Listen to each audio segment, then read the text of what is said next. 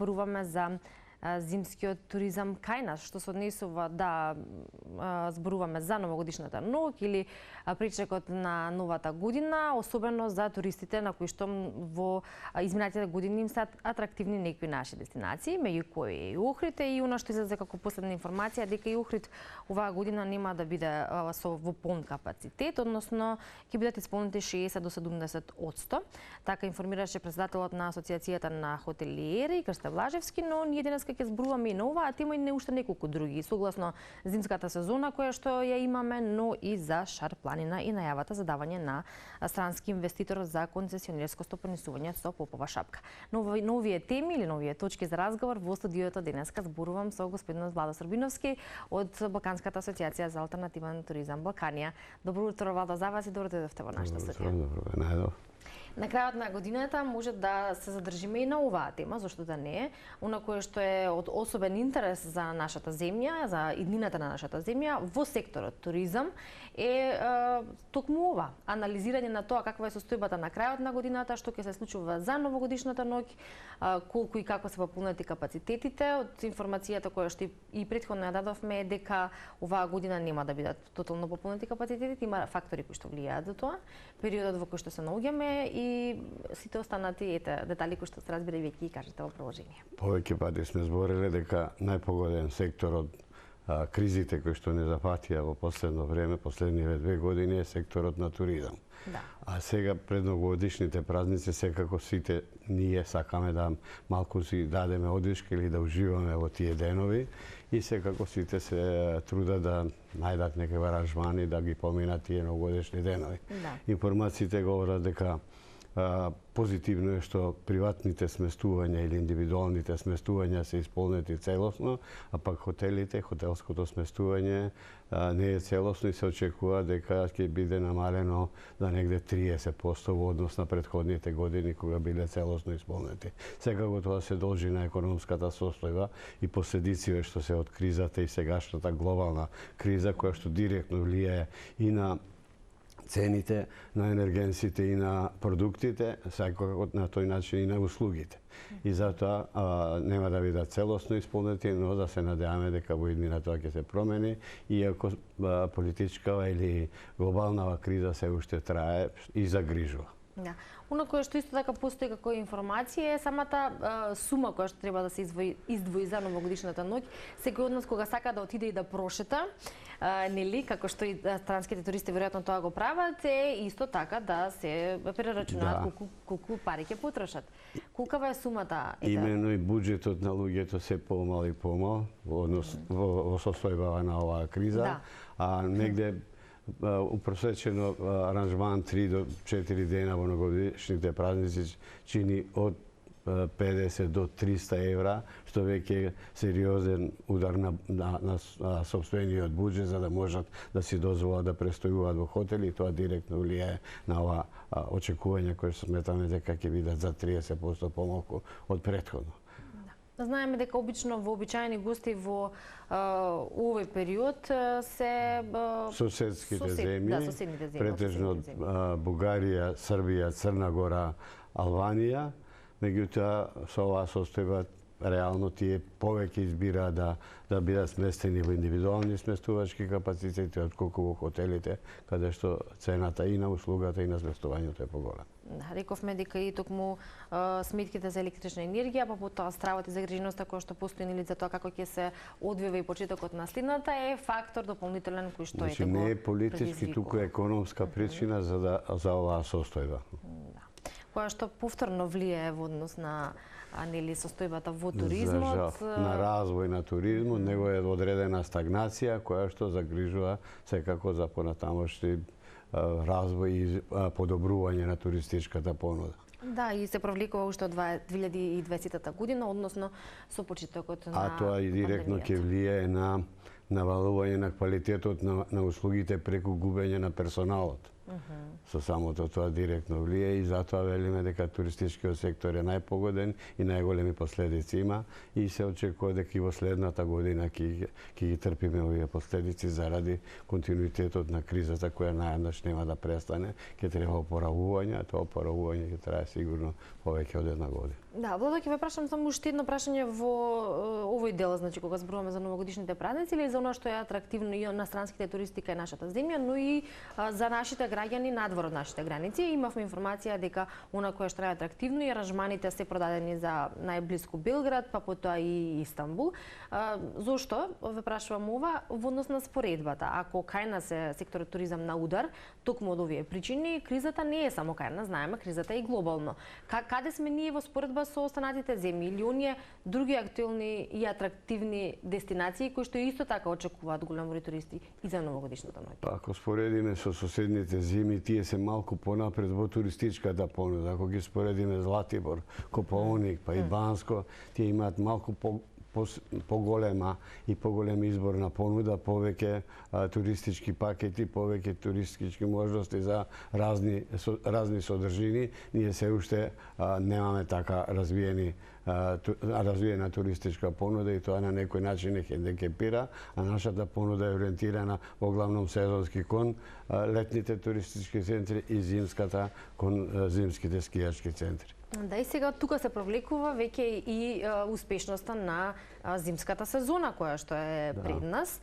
Тука исто, како што велите, очекувате намален број на туристи од истите причини. Нормално, ако постојат економски причини, во овој дел исто се очекува малку помала посета од страна на. Секако и тоа ќе влијае и на цените, но еве сведоци сме дека се уште не е започната туристичката, зимската туристичка, поконкретно скијачката сезона. Да. Нашите зимски туристички центри се ориентирани кон ски туризмот во главном. Немаме многу други содржини кои што би ја продолжиле сезоната, а тоа директно е зависно од временските услови. Во случајов еве има снег, но не е доволно за да речеме дека е започната зимската ски сезона и не знаеме колку ќе трае, а тоа во иднина исто така се очекува со глобалните затоплувања и климатските промени да се намалува долготрајноста на зимската ски сезона, што значи треба да се размислува и на други типови на туристичка понуда во зимските туристички центри, не само на скијањето. Да се земе пример веројатно од она кое што е најблиску го нудат соседните земји, кога нели и покрај тоа дали има или нема снег, оние кои што па можеби не се скијачи или не ги практикуваат тие зимски спортови, сепак одат на зимување затоа што имаат што друго таму да прават. Сега од тој аспект нели треба да се размисли што би се понудило. Тоа е условено со содржините што се нудат. Ние имаме извонредни потенцијали за други видови на туристичка понуда, освен скијањето и сноубордингот како главни во скијачката сезона.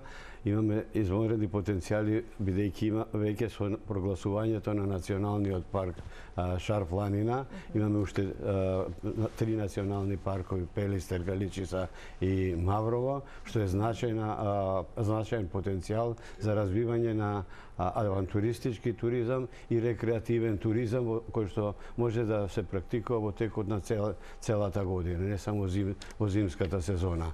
Ама за да тоа биде атрактивно, ние имаме задача, зборам како систем или како локална и централна власт да создадеме услови да се развива таква туристичка понуда. И тогаш би биле компаративни со другите соседни земји, како например со Златибор, кој што во текот на годината има повеќе од 1.200.000 ноќевања само Златибор како туристичка дестинација, иако има многу помалку можности за скијање или ски сезона. Да, но затоа има многу повеќе можности за најмладите, од најмладите па и до повозрасните, што се може да се прави во зимо или на зимување, а сепак да не е главната работа скијањето. Именно тие содржини за кои што велиме ќе збогатат туристичката понуда и ќе овозможат секој да најде свое место и задоволство во рекреација, уживање, прошетки, планинарење, велосипедизам, сите други адреналински спортови ќе може да најде доколку понудата ја прилагодиме на потребите на современиот турист.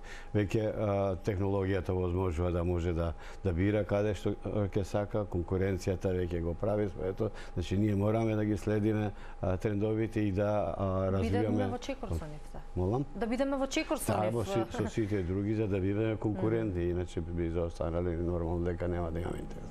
Ја можам одговорно да кажам дека овие потенцијали што ги имаме на нашите 4 национални паркови, планините кои што се како масив, ако ги поврземе, Шари, националниот парк од косовската страна, Шар планина од нашата страна како национален парк, потоа Кораб од албанската, заедно со Пелистер, Маврово и Галичица, тоа е најголемиот масив атрактивен за разна туристичка понуда во Европа. И многу е податлив за разни видови на алтернативни форми на туризам.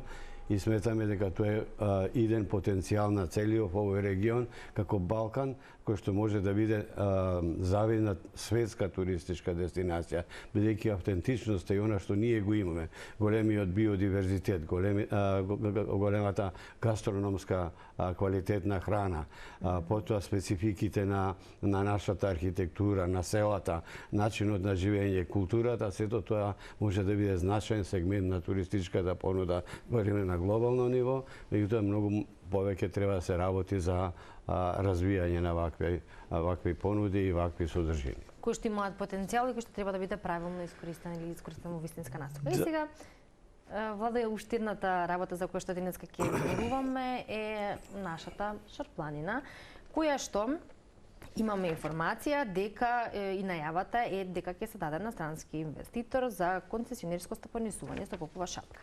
Италијанската фирма Техноалпим од Болцано, специализирана за производство и инсталирање на системи за вештачки снег. Од информациите исто така дополнително е дека кај пријателите на Шара предизвикува одредено незадоволство и грижа заради немање доволно информации за условите и за инвеститорите, но заради заштита на карактеристиките на Шарпланина и богатиот биодиверзитет. Што се случува? Имено, уште 2010 има креирано туристичка развојна зона Шарпланина и уште од тогаш има обиди да се даде на странски инвеститор, секако неуспешно. Во 2014 веќе има обиди за обновување на жичарницата и ставање во функција, бидејќи таа е една од предусловите за да биде шапка достапна, бидејќи пристапниот пат не е соодветен на потребите на туристите и воопште на развој на Шарпланина, но неуспешно. Сега слушаме дека веќе има најава, дека е веќе договорено странски инвеститор да влезе со негде 186 милиони евра во 5 фази да работи за развој на Шарпланина. Тоа е недоволна информација, бидејќи во информацијата стои дека можеби дека ќе биде јавно приватно партнерство со можност да одредени делови како сопственоста на Елем Турс, хотелите и субјектите на Попова шапка бидат и продадени. Тоа на некој начин прави кај нас, пријателите на Шара, грижа дали одиме во права насока да го развијаме. Секако дека поздравуваме секако вид на развој на Шарпланина и на Попова шапка. Фирма која што е главен фокус е произведувањето вештачки снег може да допридонесе во именно од штурите информации што ги добиваме недоволни за да можеме да дадеме одредена оценка, дознаваме дека Техноалпин е всушност голем бренд за производство на системи за вештачки снег. Тоа е добро што на некој начин ќе продолжи сезоната доколку се инсталираат такви системи, а веќе имавме претходно подготовка на еден ископ на езеро за акумулирање на вода од која би се правил вештачки снег, значи веќе имаме некакви предуслови. Таква фирма секако е добро дојдена, меѓутоа немаме информации дека тие стопанисуваат со туристички субјекти, него стопанисуваат со системите. Затоа прави одредена грижа дали е соодветен еден партнер да биде инвеститор на Шара.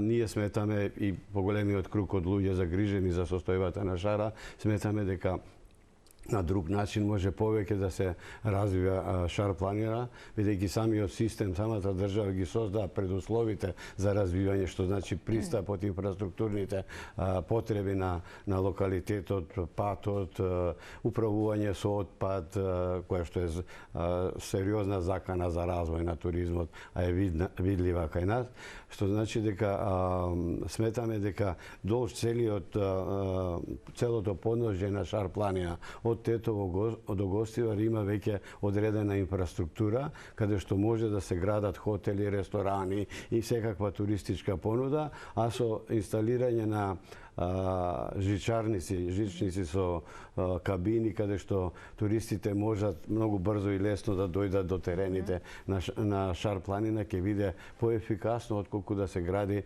инфраструктурно нови субјекти, нови комплекси и хотели на Попова шапка. Еден од проблемите кои што ние ги забележуваме е видливо доста дивоградби кои што се проблем за националниот парк, кој што треба да се развива како национален парк, но сметаме дека некои недостатоци ќе се отклонат и дека ќе тргне управа насока, штом веќе се решило да се развија Попова шапка. Да, веројатно ќе се надеваме или оно кој што е ваша желба, претпоставувам ќе се слушне и вашиот глас и оно што е ваша визија, а сте стручни за тоа и тоа се и претпоставувам оно кој што можевме да го слушнеме и се провлекува во одговорите и вашите желби за новата 2022 година, бидејќи немаме време, може само во една реченица.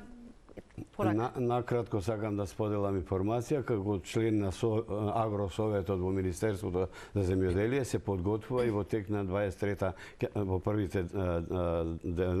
првите денови на јануари ќе стапат во сила измена на субвенционирањето на земјоделието и руралниот развој. Тоа се целосно изменети субвенции кои што одат во насока на подобар развој, побрз развој и на среден период сме убедени дека ќе дадат добри резултати и дека конечно Македонија ќе даде туристичка понуда соодветна на потенцијалите и на можностите што ги има. Се надевам дека ќе биде така, веројатно сите тоа го посакуваме. Ви посакувам успех и среќна нова 2023 година. Благодарам за гостувањето.